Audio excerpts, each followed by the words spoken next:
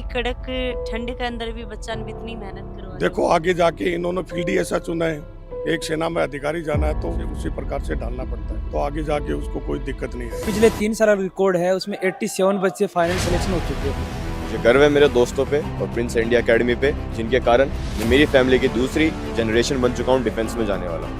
मेरे पापा को इसका डेली रूटीन सबसे बढ़िया लगा कि इसमें कैसे पढ़ाई कराते, क्या रूटीन, सुबह मॉर्निंग पीटी। अगर कोई बच्चा रेगुलर कर रहा है यहाँ का रूटीन तो वो बहुत अच्छे से डिसिप्लिन लाइफ जी लेता है यहाँ का। मतलब एक ड्रीम था कि मेरे को भी आर्मी में जाना है। पढ़ाई करके एकेडमिक्स कहीं भी इम्प्रूव कर लेते हैं, लेकिन अगर बच्चे को फाइनल सिलेक्शन चाहिए, अगर उसको ऑफिसर बनना है तो ये सारी एक्टिविटीज़ के लिए ज़रूरी है। इसको इस माहौल में ढलना होगा। 12वीं का एग्ज़ाम नहीं हुआ है, 12वीं के एग्ज़ाम से पहले ही 7 बच्चे रिकमेंड हो चुके हैं तो जैसी जितनी मेहनत करते जाते हैं वैसे वैसे संडे को इनकी एक्स्ट्रा होती है और यही आगे उसको एसएसबी में हेल्प करती है। राम राम जी मुख्य झलकों पे थारो बहुत बहुत स्वागत है। और भाई सुबह मॉर्निंग का 5 ही बज रहे हैं और मैं पहुंच गई हूँ सीकर प्रिंस एनडीए एकेडमी के अंदर, प्रिंस सैनिक स्कूल के अंदर। तो जो बच्चा एनडीए के अंदर जाही, जो बच्चा अफसर बनी ही बा अफसर बनन खातर टीचर ही बाने के मेहनत करवानी पड़ा है, के बच्चा की स्ट्रेंथ है बा ठीक करनी पड़ा है, बच्चा ने के एक्सरसाइज करवानी पड़ा है, सुबह मॉर्निंग को के कुछ रूटीन रहे बा बच्चा को कि जो अफसर बनाने खातर बच्चा ने मतलब की तरीका तैयारी है बा करवाई जाए। और तो वीडियो ज्यादा से ज्यादा शेयर करना है।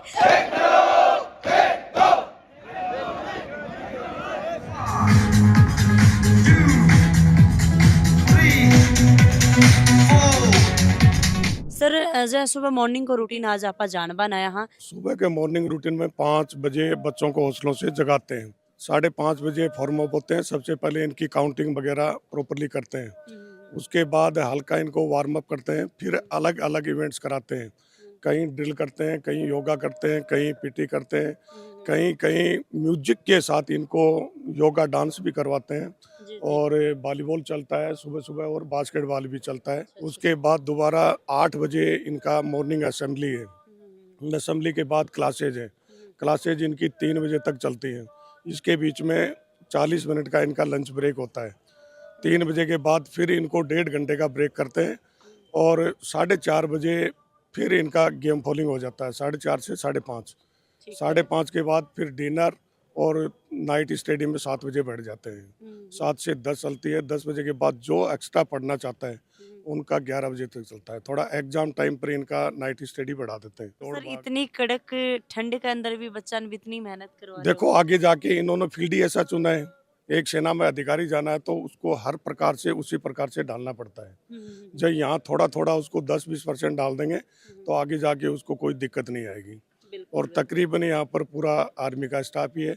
मैंने भी 10 साल भारतीय सेना अकादमी में नौकरी की है, सूबेदारी से रिटायर हूँ, 30 साल नौकरी की है। तो एक जेंटलमैन कैडेट को बड़े अच्छे तरीके से तैयार किया हुआ है। मैच खेलने में बच्चों का डिप्रेशन दूर होता है, इसलिए इनको मैच खिलाया जाता है सुबह अर्ली मॉर्निंग और फिर ये क्लास में चले जाते हैं। बच्चा के लिए गेम जरूरी है, खेलना कितना जरूरी है? खेल तो मैम बहुत जरूरी है लाइफ में।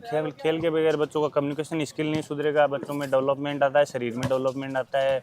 बच्चे एक दूसरे टीम गेम है बास्केटबॉल, तो टीम बना के खेलना सीखते हैं और आगे भी इनको बहुत ज़्यादा जरूरी होती है एनडीए में टीम वर्क के साथ खेलना। इनके ऑब्स्टिकल लगे हुए हैं, ऑब्स्टिकल टीम के साथ ही होते हैं। जी हमारा गेम वॉलीबॉल है। बेसिकली वॉलीबॉल बच्चे की स्ट्रेंथ और उसकी बॉडी कितनी फ्लेक्सिबिलिटी है उस पर डिपेंड करता है। जो टूर्नामेंट अभी प्रेजेंट में चल रहे हैं उसके हिसाब से फिर इनको खेलने के लिए बाहर ले जाया जाता है। जैसे सीबीएसई क्लस्टर हो गए या फिर राजस्थान के द्वारा जो लोकल टूर्नामेंट कराए जाते हैं वो भी चलते रहते हैं। और फिर ताकि इनका बीच में कभी भी गेम बंद ना हो, इसलिए जैसे इंटर स्कूल मैचेस भी हम चलाते रहते हैं। पिछले 3 साल रिकॉर्ड है, उसमें 87 बच्चे फाइनल सिलेक्शन हो चुके हैं अपने। 87 पिछले 3 सालों में। वैसे 7 बच्चे 12वीं के साथ में हुए हैं, उनमें 3 बच्चे अभी आप देख रहे हैं 12वीं का साथ में ही। 12वीं के साथ, अभी 12वीं का एग्जाम नहीं हुआ है, 12वीं के एग्जाम से पहले ही 7 बच्चे रिकमेंड हो चुके हैं, जिसमें 2 गर्ल्स हैं। उनमें ये 3 बच्चे अभी आप देख रहे हैं अपने साथ में। जय हिंद मैम, मेरा नाम कुंवर आदित्य राठौड़ है। मैं एक नेवल एस्पिरेंट हूँ और मैं जयपुर राजस्थान का रहने वाला हूँ। मुझे गर्व है मेरे दोस्तों पे और प्रिंस इंडिया एकेडमी पे, जिनके कारण मैं मेरी फैमिली की दूसरी जनरेशन बन चुका हूँ डिफेंस में जाने वाला। मैं अप्रैल 2023 में प्रिंस को ज्वाइन किया था।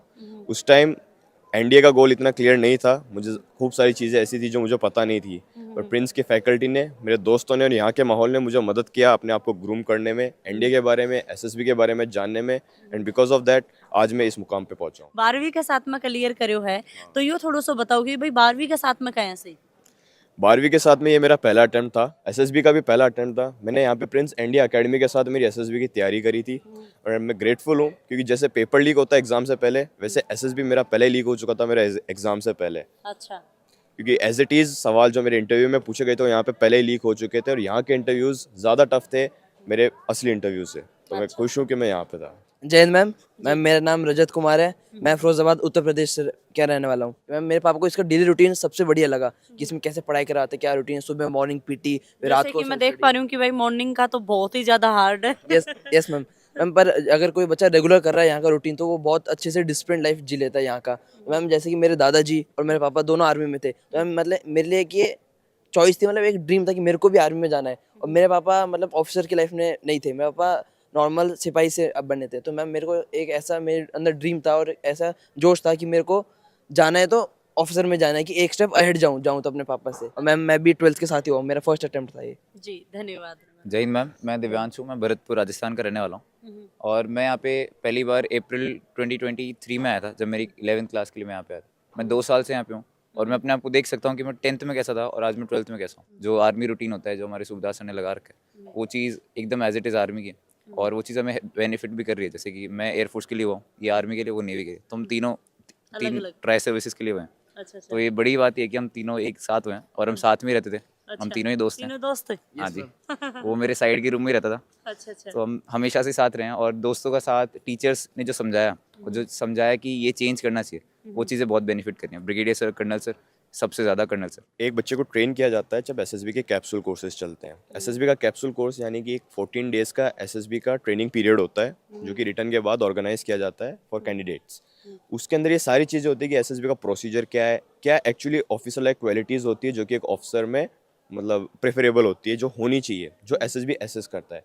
जब एक बच्चा उन पे खड़ा उतरता है तो वो एसएसबी रेकमेंड होता है। तो ये सारी चीज़ें यहाँ पे, जैसे कि आप देख सकते हैं कि यहाँ पर इंडिविजुअल ऑब्स्टेकल्स है, प्रोग्रेसिव ग्रुप टास्क है, ग्रुप टेस्टिंग ऑफिसर्स आते हैं, इंटरव्यूइंग ऑफिसर्स आते हैं।